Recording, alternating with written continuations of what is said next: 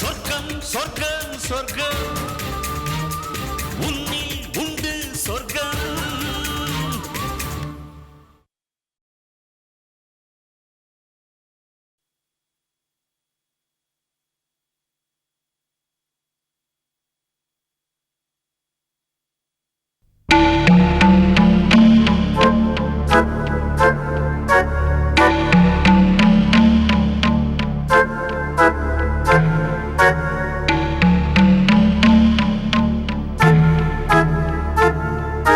Excuse me sir, இந்த file கொஞ்சம் sign பண்ணணும்.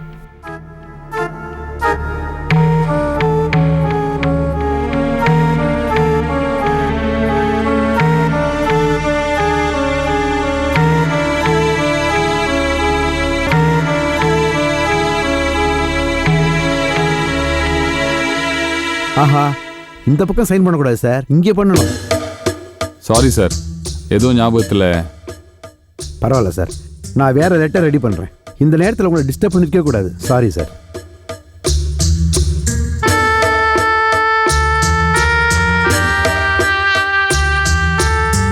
சார் சார், உங்களை பார்க்கறதுக்கு ஒரு லேடி வந்திருக்காங்க சார். யாரு? காஞ்சனா மேடமா? ஐயோ, அவங்கள தான் எனக்கு தெரியுமே சார். இவங்களை இதுக்கு முன்னாடி நான் பார்த்ததே இல்லை சார். வேணா பேரை கேட்டு வந்துடுறேன் சார். இரு, வர சொல்லு. சரிங்க சார்.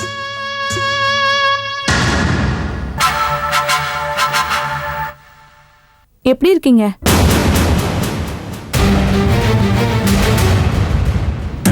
நீ நீ எப்படி? ஏன் வரவே மாட்டேன்னு நினைச்சிட்டீங்களா? பொண்டாட்டி ஜெயில இருக்கா, ஒரு தடவையாவது பார்க்கணும்னு உங்களுக்கு தான் தோணல. ஆனா நான் அப்படி இருந்துட முடியுமா? எனக்கு ஜாமீன் கிடைச்சது, உடனே உங்க ஞாபகம் வந்துச்சு. அதான் உங்களை பார்க்க வந்துட்டேன். எதுக்கு இங்க வந்த? புருஷனை தேடி பொண்டாட்டி வந்திருக்கேன். ஏன் எனக்கு அந்த உரிமை இல்லையா? என்னது புருஷனா? ஆமா, நீங்க தான் என் புருஷன். சி, அசிங்கமா இருக்கு. அந்த வார்த்தை சொல்லாத. உன் கூட ஒருத்தர் தானே, அவங்கிட்ட போய் சொல்லு புருஷன்னு. யாரு? பிச்சாண்டியா? அதெல்லாம் கூட உங்களுக்கு ஞாபகம் இருக்கா? பரவாயில்லையே. பிச்சாண்டி மேல 10-12 கேஸ் இருக்கு. அவனுக்கு இப்போதைக்கு ஜாமீனும் கிடைக்காது, வெளியவும் வர முடியாது. அதெல்லாம் எனக்கு தேவையில்லை. என் நேரத்தை வீணடிக்காத. ஏற்கனவே நான் டென்ஷன்ல இருக்கேன், நீயும் டென்ஷன் ஒன்றும் பண்ணாத. உடனே கிளம்பி போ. இருங்க இருங்க, நான் வந்த விஷயத்தை இன்னும் சொல்லவே இல்லை. அதுக்குள்ள என்ன விரட்டினா எப்படி? கொஞ்ச நாள் நான் உங்க பொண்டாட்டியா வாழ்ந்திருக்கேன். அந்த உரிமையில கேக்குறேன். எனக்கு தங்கறதுக்கு ஒரு வீடு வேணும். சொந்தமெல்லாம் வேண்டாம், வாடகைக்கு எடுத்து கொடுத்தா போதும். அது கூட நானே பாத்துக்கிறேன். ஆனா வீட்டுக்கு அட்வான்ஸு, மத்த செலவு அதெல்லாம் சேர்த்து ஒரு 20,000 ரூபாய் வேணும். எனக்கு உங்களை விட்டா வேற யாருமே கிடையாது.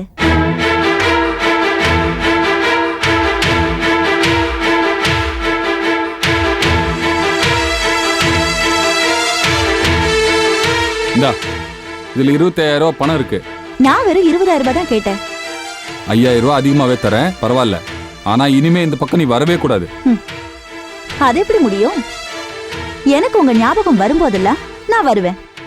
நான் கேட்கும் போதெல்லாம் இந்த மாதிரி பணத்தை கொடுத்தீங்கன்னா நான் வாங்கிட்டு பேசாம போய்கிட்டே இருக்க போறேன். ஆனா ஒண்ணு, இந்த பணம் செலவாகிற வரைக்கும் கண்டிப்பா நான் வரமாட்டேன். வரட்டுமா?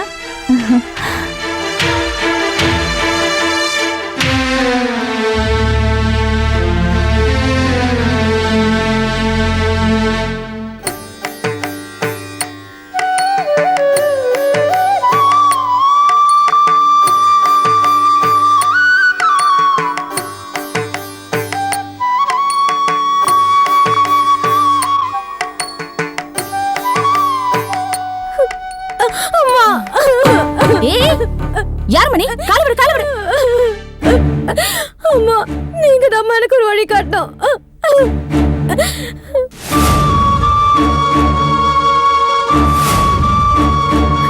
ஏய், நீ மகாலிங்க வைஃப் இல்ல? என்ன மணி, கோயில்ல எல்லாம் வந்து கால்ல விழுந்துக்கிட்டு ஏன் அழற? உங்களை பார்க்கலான்னு வீட்டுக்கு போயிருந்தேன் அம்மா. அம்மா நீங்க கோயில்ல இருக்கதா சொன்னாங்க, அதான் இங்க வந்தேன். சரி சரி, அழாத அழாத. என்ன விஷயம் சொல்லு. எங்க வீட்டுக்காரர் இப்ப அந்த கம்பெனில இல்லம்மா. ஏன்? அந்த கவிதா அம்மா ரொம்ப கேவலமா நடத்திருக்காங்கம்மா. வீட்டு வேலையெல்லாம் செய்ய சொல்லிருக்காங்க. இவரும் கோச்சிக்கிட்டு வந்துட்டாரு. நானும் வேலைக்கு போக வேண்டாம்னு சொல்லிட்டேன். ஒரு நாள் ஜுரத்துல படுத்தாரு. கை கால்லாம் இழுத்துக்குச்சுமா. ஒரு கையும் ஒரு காலும் வேலை செய்யல. ஐயோ, அவரோட மருத்துவ செலவு, குழந்தைங்களோட படிப்பு செலவு, குடும்பத்தை பாத்துக்கிறது எல்லாமே என் தலையில தான் வந்து விழுந்திருக்கு. எங்களுக்கு பசி எடுத்தா கூட நாங்க பச்சை தண்ணியை குடிச்சு படுத்துப்போம். ஆனா குழந்தைங்களை நினைச்சு பாருங்க, அதுங்களை பாக்குறதுக்கு மனசுக்கு ரொம்ப கஷ்டமா இருக்குமா. கேட்கவே மனசுக்கு ரொம்ப வேதனை இருக்குமா. என்னால உனக்கு இப்போதைக்கு என்ன உதவி செய்ய முடியும்னு எனக்கு புரியல. ஏன்னா நான் இன்னும் கம்பெனி ஆரம்பிக்கலமா. இப்போதைக்கு பில்டிங் ஒர்க் தான் நடந்துட்டு இருக்கு. அதெல்லாம் முடிஞ்சுதான் நான் கம்பெனி ஒர்க்கே ஆரம்பிக்கணும். அப்படி ஆரம்பிக்கும் போது வேணா நான் உனக்கும் உன் புருஷனுக்கு ஏதாவது வேலை போட்டு கொடுக்குறேன். அது வரைக்கும் என் குடும்பம் உயிரோட இருக்கும் மாமா. அதனால நான் எங்கேயாவது வீட்டு வேலை பார்த்தாவது என் குடும்பத்தை காப்பாத்தலாங்கிற முடிவுக்கு வந்துட்டேன். என் கஷ்டம் என்னோட போட்டோம். குழந்தைங்களோட படிப்பு வீணா போக கூடாதுமா. நீங்க தான் உதவி பண்ணோம்.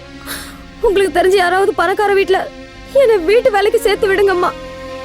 ஐயோ, எனக்கு அந்த மாதிரி யாரையும் தெரியாதேம்மா. அம்மா, சிவசங்கர் ஐயாவை உங்களுக்கு நல்லா தெரியும்னு எல்லாரும் சொல்லிக்கிறாங்கம்மா. நீங்க ஒரு வார்த்தை சொன்னா அவர் கேட்பாருன்னு எனக்கு நம்பிக்கை இருக்குமா. நீங்க தாம்மா எனக்கு கருணை காட்டணும். நீங்க ஒரு வார்த்தை சொல்லி ஐயா கிட்ட எனக்கு ஒரு வேலைக்கு ஏற்பாடு பண்ணுங்கம்மா. நான் சொல்றதுக்கு எதுவும் இல்லம்மா. அங்க ஏற்கனவே அக்கான்னு ஒருத்தங்க இருக்காங்க. அவங்க தான் எல்லா வேலையும் பாத்துக்கிறாங்க. எனக்காக நீங்க ஒரு தடவை ஐயா கிட்ட கேட்டு பாருங்கம்மா. இல்ல, அங்க ஏற்கனவே அக்கா அதான். சரி, வா நேர்ல போய் பார்க்கலாம். சார் ரொம்ப நல்ல டைப் தெரியுமா. அக்கா, அதான் போன் பண்ணிட்டீங்கல்ல, வாங்க சார் வருவாரு. என்ன வாசலையா நின்னுக்கிட்டு? இல்லம்மா, ஐயா வராரான்னு பாத்துட்டு இருக்கேன், இருமா. வாங்கக்கா. அக்கா, அவர் வரும்போது வரட்டும், எதுக்கு டிஸ்டர்ப் பண்ணிட்டு? நான் பொறுமையா இருந்து பாத்துட்டு போறேன். எனக்கு எந்த வேலையும் இல்ல. உட்காருங்க. இல்லம்மா, இருக்கட்டும். அட உட்காருங்க கண்ணா, உட்காருங்க. அது ஐயா வெளியில போயிருக்காரு. அவருக்கு 1008 வேலை இருக்கும். எப்போ வருவாருன்னு சொல்ல முடியாது. அதான் நீ வந்த விஷயத்த அவர் காதுல போட்டு வச்சா நல்லது இல்ல. வந்துட்டேன். ஐயோ, ஐயா வந்துட்டார். வணக்கம் சார். நாளைக்கு ஒரு பெரிய பிசினஸ் மேக்னெட்டா வர போறீங்க. உங்களை காக்க வைக்கலாமா? என்ன சார் நீங்க? உட்காருமா. அப்புறம் வேலையெல்லாம் எப்படி நடந்துகிட்டு இருக்கு? நல்லா போயிட்டு இருக்கு சார். இவங்க யாரு? இவங்க விஷயமா பேசத்தான் சார் உங்ககிட்ட வந்திருக்கேன். நான் சென்னை பம்ப்ஸ்ல இருந்தப்ப இவங்க ஹஸ்பண்ட் என்கிட்ட ஒர்க் பண்ணிட்டு இருந்தாரு. Very hard worker. பாவம், அவருக்கு இப்போ பக்கவாதம் வந்துடுச்சு. சம்பாதிச்சிட்டு இருந்தவர் இப்போ படுத்த படுக்கை ஆயிட்டதுனால இவங்க சம்பாதிச்சு தான் இனிமே குடும்பத்தை நடத்த வேண்டிய கட்டாயத்துக்கு வந்திருக்காங்க. என்கிட்ட வந்து ஏதாவது வேலை இருந்தா சொல்லுங்கன்னு சொன்னாங்க. எனக்கு பட்டுன்னு உங்க ஞாபகம் தான் சார் வந்தது. இவங்களுக்கு ஏதாவது வேலை போட்டு கொடுத்தீங்கன்னா ரொம்ப ஹெல்ப்ஃபுல்லா இருக்கும்.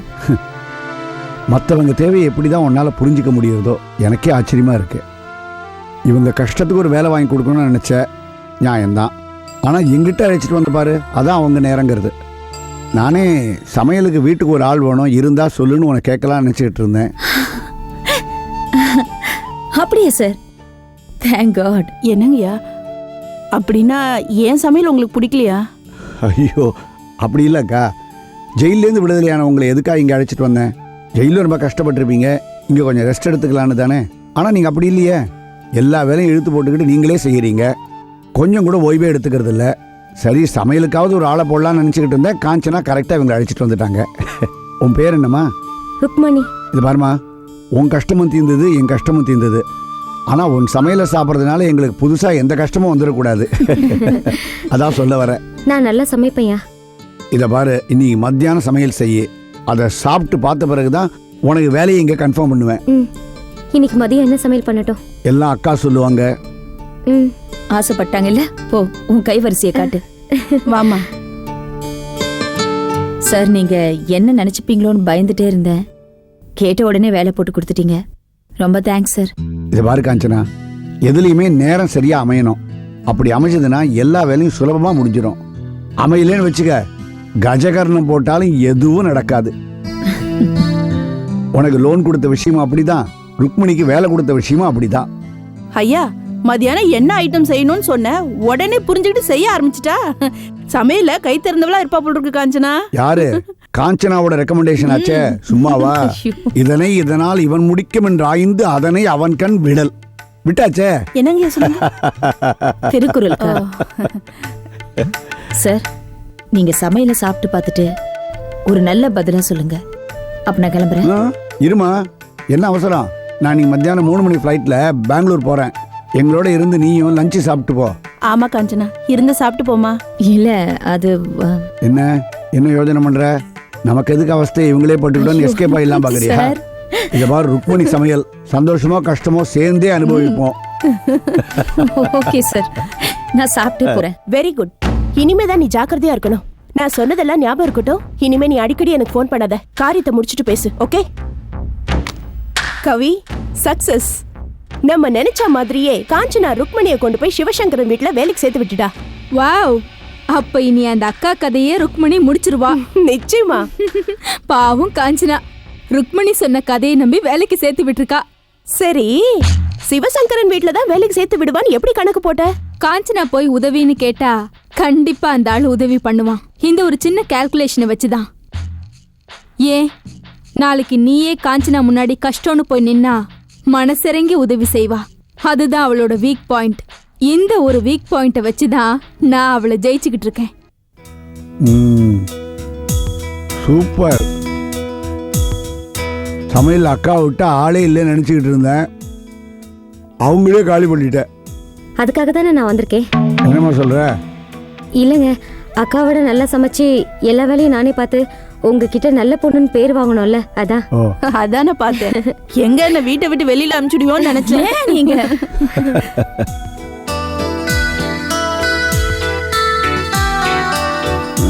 அப்போ வரேம்மா. பெங்களூர்ல வேலை முடிஞ்ச உடனே மறுநாளே வந்துடுறேன். அடிக்கடி ஃபோன் பண்ணுறேன். சரிங்க. சார், என்ன இந்த ஸ்ட்ரீட் கார்னரே இறக்கி விட்டுறீங்களா? நான் ஆட்டோ பிடிச்சி போயிடுறேன். வீட்லயே டிராப் பண்றேன், வாமா. இல்ல பரவாயில்ல, நான் மெயின் ரோட்ல ஆட்டோ பிடிச்சி போயிடுறேன். சரி வா. என்ன காஞ்சனா, உன் கார் எங்க? நீ கார் வாங்கினதுல இருந்து கார்ல வந்தே பார்த்தது இல்ல, ஆட்டோலயே போயிட்டு இருக்க. நான் கார் என்ன ஏன் சொந்த யூஸ்க்காக வாங்கினேன், கம்பெனி யூஸ்க்காக வாங்கினேன். இப்ப அண்ணனுக்கு நிறைய வேலை, அண்ணன் அதை யூஸ் பண்ணிட்டு இருக்காரு. நமக்கு இருக்கவே இருக்கு பஸ், ஆட்டோ. இது பத்தாதா? ஐயா, நீங்க புறப்படுங்க, காஞ்சனா வராது. ஏன்? இப்ப வீட்டுக்கு போய் உனக்கு என்ன வேலை இருக்கு? ஐயா ஊருக்கு போறாரு, நான் இங்க தனியா தானே இருக்கேன். நீ இருமா, உன்கிட்ட நிறைய விஷயம் பேசணும். இல்ல, நான் அக்கா சொல்றாங்கல்ல, நிறைய விஷயம் இருக்கலாமா, இருந்துட்டு போமா. எனக்கு டைம் ஆயிடுச்சு. வாங்க ஐயா, பத்திரம். ஐயோ அக்கா, வீட்டுல சுவாதி அம்மாவும் தனியா இருப்பாங்க, கோச்சிக்காதீங்க. நான் இன்னொரு நாளைக்கு வரேன். அவங்கள என்ன காக்காவை தூக்கிட்டு போகுது? இருங்கறல்ல. அக்கா, தப்பா எடுத்துக்காதீங்க. என் பிள்ளைங்கள மாமியார் திருவிழாக்காக ஊருக்கு கூட்டு போயிருக்காங்க. குழந்தைங்கள கூட்டு வரதுக்காக என் வீட்டுக்காரும் போயிருக்காங்க. நான் வீட்டுக்கு போனாலும் தனியாக தான் இருப்பேன். நான் வேணா உங்களுக்கு துணையா இருக்கேன். மேடம் வேணா வீட்டுக்கு போட்டுமே. நீ இருக்கிறத பத்தி இல்லம்மா, காஞ்சனா கிட்ட நான் நிறைய விஷயம் பேசணும். அதுக்கான இது வரைக்கும் எனக்கு சந்தர்ப்பமே கிடைக்கல. அதனால நீ இருக்கிறபடி இரு. காஞ்சனா எனக்காக ஒரு நாள் இருக்கட்டுமே. என்னம்மா? சரி, நான் போய் அம்மா கிட்ட சொல்லிட்டு வந்துட்டா? சரி, சொல்லிட்டு சீக்கிரம் வா. சரி, வரமா.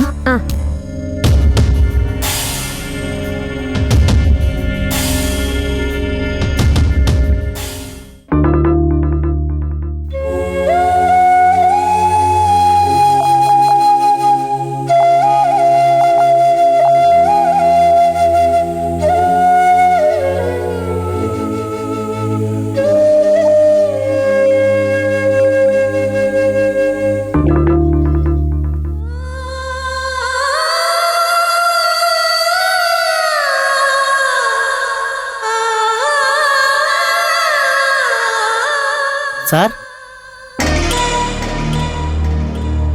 போஸ்ட்.